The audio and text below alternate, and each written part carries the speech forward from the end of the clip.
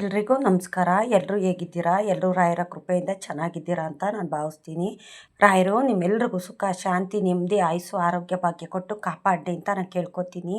ಪದೇ ಪದೇ ನಿಮಗೆ ಹಣದ ಸಮಸ್ಯೆ ಬರ್ತಿದ್ರೆ, ಕಣ್ಣು ದೃಷ್ಟಿ ಬಿದ್ದಿದ್ರೆ, ಯಾರ್ದಾದ್ರೂ ಮಾಟ ಮಂತ್ರ ನಿಮಗೆ ಯಾರಾದರೂ ಮಾಡಿಸಿದ್ರೆ, ಇವಾಗಂತೂ ತುಂಬ ಜನ ಈ ಥರ ಮಾಡ್ತಿರ್ತಾರೆ. ಏಕೆ ಅಂತಂದರೆ ಚೆನ್ನಾಗಿರೋದು ಯಾರು ಅಷ್ಟೇ ಸಹಿಸ್ಕೊಳ್ಳೋದಿಲ್ಲ, ಎಲ್ಲರೂ ಕೆಡಬೇಕು ಅಂತಲೇ ಬಯಸ್ತಿರ್ತಾರೆ. ಹಂಗಾಗಿ ನಾವು ಮನೆಯಲ್ಲೇ ಮಾಡ್ಕೊಳ್ಳೋ ಅಂಥದ್ದು ಇದು. ಏಕೆ ಅಂತಂದರೆ ಸಾಕಷ್ಟು ಜನ ಸಾಕಷ್ಟು ಒಳ್ಳೆಯದು ಮಾಡ್ತಾರೆ, ಸಾಕಷ್ಟು ಕೆಟ್ಟದನ್ನು ಮಾಡ್ತಾರೆ.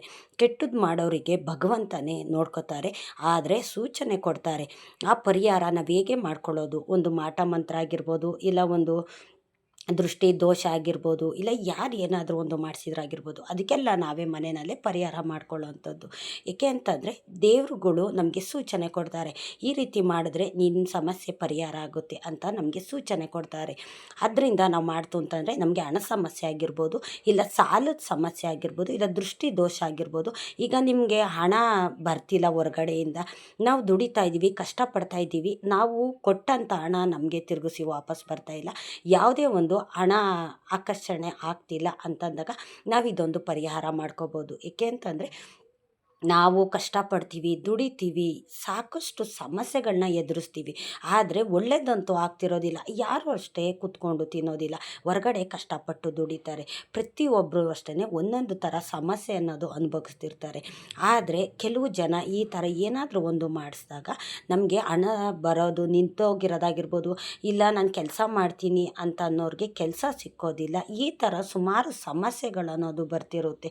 ಬೇಕು ಬೇಕು ಅಂತಲೇ ಏನಾದರೂ ಮಾಟ ಮಂತ್ರ ಮಾಡೋವಂಥದ್ದು, ಅವ್ರ ಮೇಲೆ ದೃಷ್ಟಿ ಹಾಕೋವಂಥದ್ದು, ಅವ್ರಿಗೆ ಕೆಟ್ಟದಾಗಲಿ, ಅವ್ರಿಗೆ ಆಗಾಗಲಿ ಈಗಾಗಲಿ ಅಂತ ಬರೀ ಯಾವಾಗಲೂ ಶಾಪ ಹಾಕ್ತಿರೋದು ಈ ಥರ ಆಗುತ್ತೆ. ಏಕೆ ಅಂತಂದರೆ ಮನುಷ್ಯ ಶಾಪ ಹಾಕಿದ್ರೆ ಅದು 100ಕ್ಕೆ 100ರಷ್ಟು ನಮಗೆ ತಟ್ಟುಬಿಡುತ್ತೆ. ಒತ್ತು ಗೊತ್ತು ಟೈಮು ಅನ್ನೋದು ನೋಡ್ದಿರ ಅವರು ಶಾಪ ಹಾಕಿದಾಗ ಆ ಶಾಪ ನಮಗೆ ಫಲಿಸುತ್ತೆ. ಏಕೆ ಅಂತಂದರೆ ಟೈಮ್ ಯಾವಾಗಲೂ ನಮಗೆ ಒಳ್ಳೆಯದಾಗಿರೋದಿಲ್ಲ. ಕೆಟ್ಟ ಟೈಮ್ ಅಂತ ಇರುತ್ತಲ್ಲ, ಆ ಕೆಟ್ಟ ಟೈಮಲ್ಲಿ ಅವ್ರು ಶಾಪ ಹಾಕ್ತು ಅಂತಂದಾಗ ಅದು ತಟ್ಟುತ್ತೆ.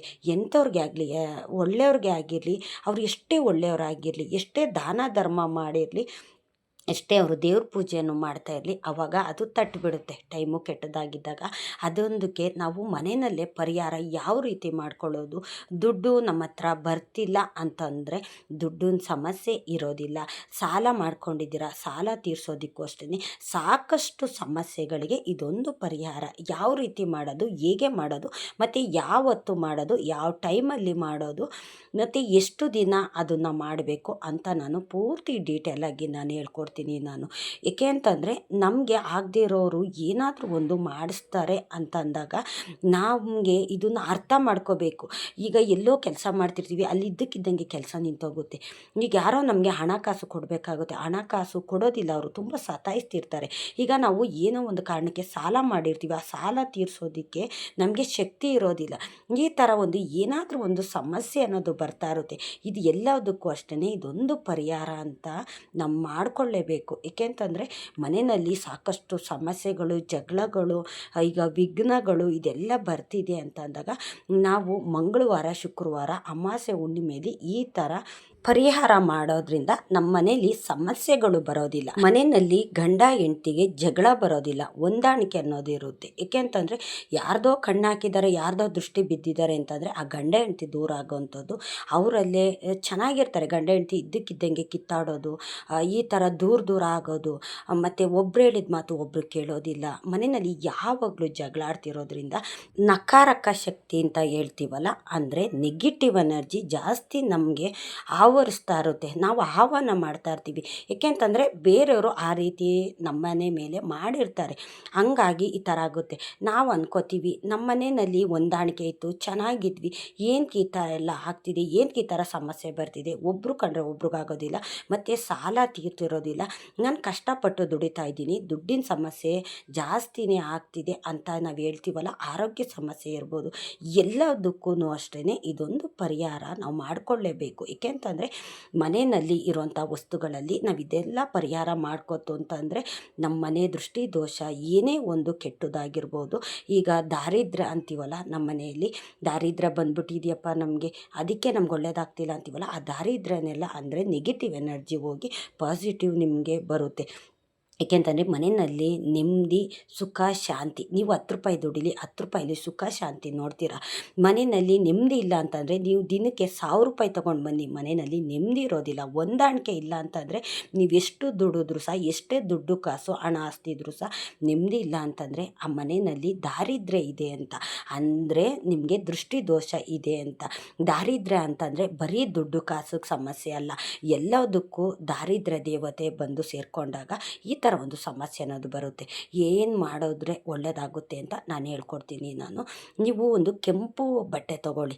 ಕೆಂಪು ಬಟ್ಟೆ ಅಂತಂದರೆ ಈಗ ಬ್ಲೌಸ್ ಪೀಸ್ಗೆಲ್ಲ ನಾವು ಕೆಂಪು ಬಟ್ಟೆ ತೊಗೋತೀವಲ್ಲ, ನೀವು ಒಂದು ಅರ್ಧ ಮೀಟ್ರು 1 ಮೀಟ್ರ್ ತಂದು ಮಾಡಿಕೊಳ್ಳ್ರಿ. ಆ ಬಟ್ಟೆಯಿಂದ ನೀವು ಸಾಕಷ್ಟು ಈ ಥರ ಪರಿಹಾರನ ನೀವು ಮಾಡ್ಕೋಬೋದು.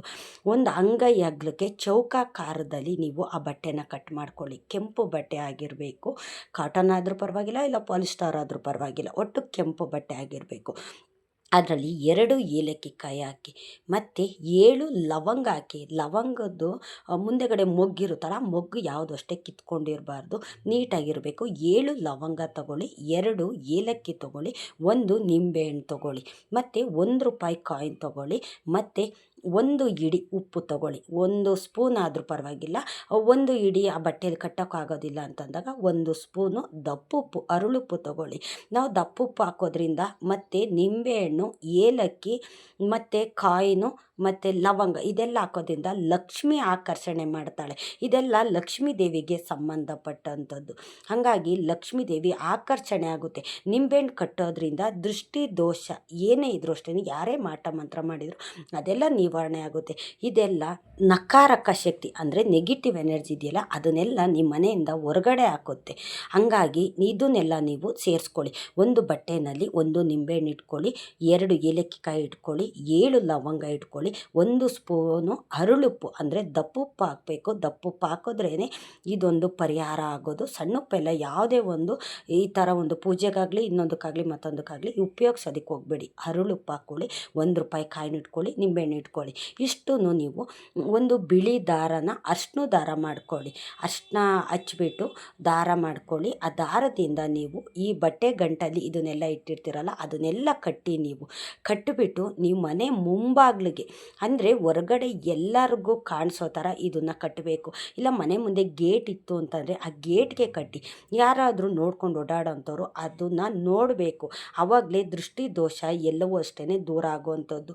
ನಿಮ್ಮ ಮನೆ ಮೇಲೆ ಯಾರಾದರೂ ಕೆಟ್ಟದ್ದು ಮಾಡಿದರೂ ಅಷ್ಟೇ ಅದೆಲ್ಲ ಮನೆಯಿಂದ ಹೊರಗಡೆನೇ ಹೋಗ್ತಿರುತ್ತೆ, ನಿಮ್ಮ ಮನೆ ಒಳಗಡೆ ಬರೋದಿಲ್ಲ. ಮತ್ತು ಲಕ್ಷ್ಮಿ ಆಕರ್ಷಣೆ ಮಾಡ್ತಾಳೆ.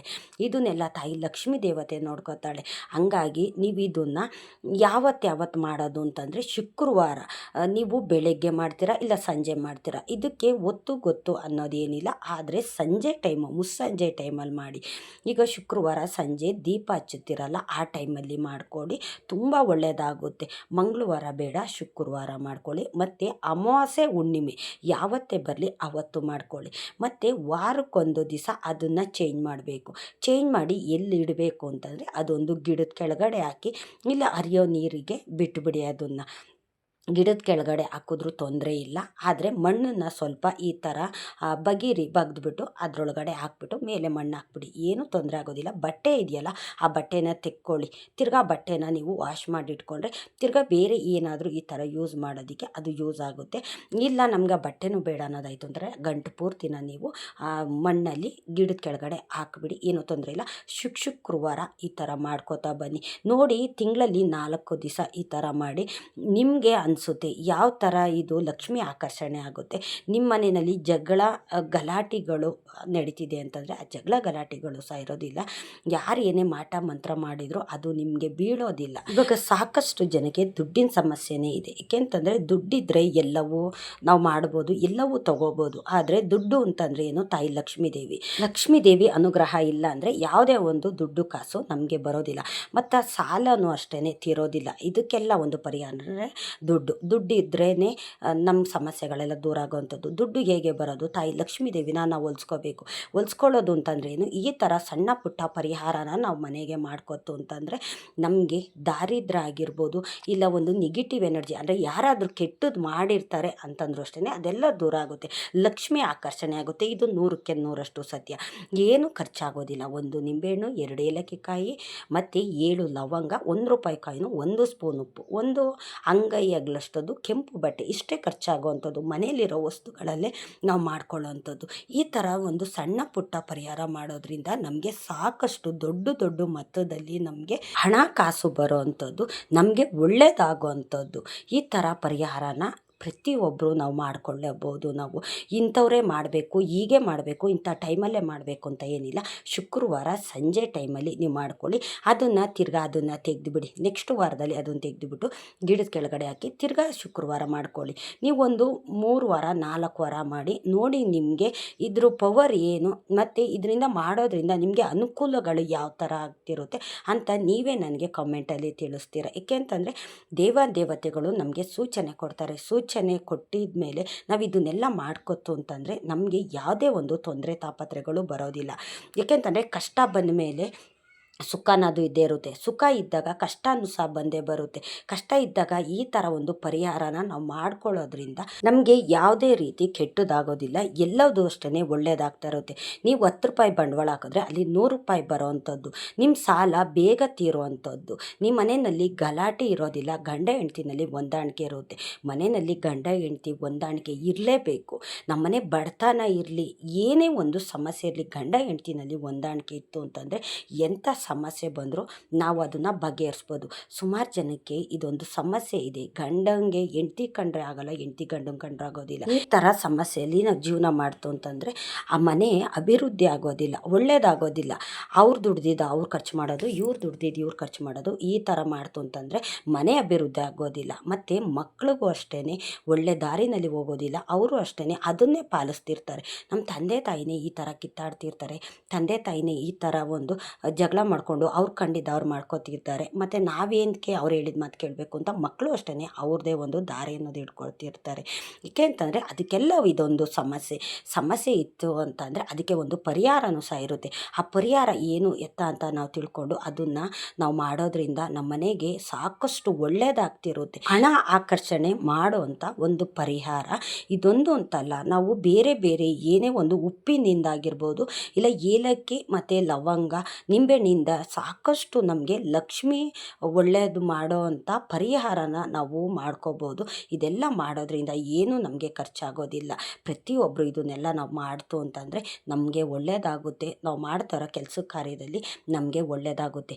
ಮನೆ ಮುಂಬಾಗಿಲಿಗೆ ಕಟ್ಟಿ ಎಲ್ಲರೂ ನೋಡೋ ಥರನೇ ಇದು ಕಟ್ಟಬೇಕು. ಏಕೆಂತಂದರೆ ಎಲ್ಲರೂ ದೃಷ್ಟಿ ದೋಷ ನಿಮ್ಮ ಮನೆ ಮೇಲೆ ಆಗ್ತಿದ್ದಾರೆ ಅಂತಂದರೆ ಈ ಗಂಟು ಮೇಲೆ ಅವ್ರ ದೃಷ್ಟಿ ಬೀಳುತ್ತೆ. ಆವಾಗ ನಿಮ್ಮ ಮನೆ ಒಳಗಡೆ ಇದೆಲ್ಲ ಬರೋದಿಲ್ಲ.